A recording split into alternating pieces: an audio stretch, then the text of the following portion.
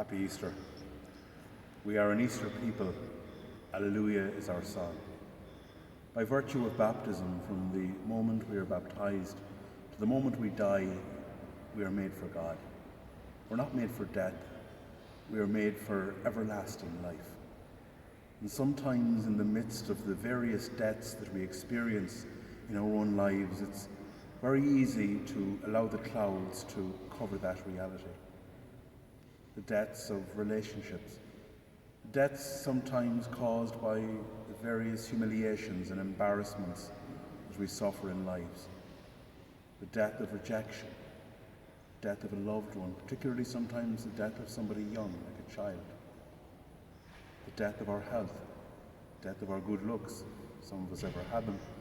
But the reality is that Easter is to remind us that no matter how dark the night, there is always dawn. We live very often in darkness. We live very often in death. Good Friday reminds us of that. Good Friday reminds us that God allowed himself to suffer humiliation, to suffer rejection, and to suffer death.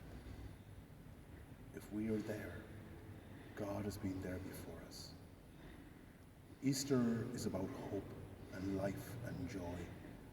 Almost a sense that no matter what we do or what we experience, that's not the end.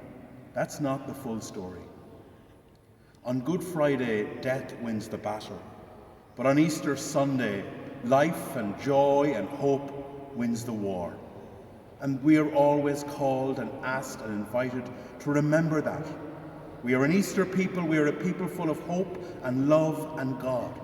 And where is God? Very often God for us is gone. Very often for us God does not exist. But the reality is God isn't the one who puts out the hand.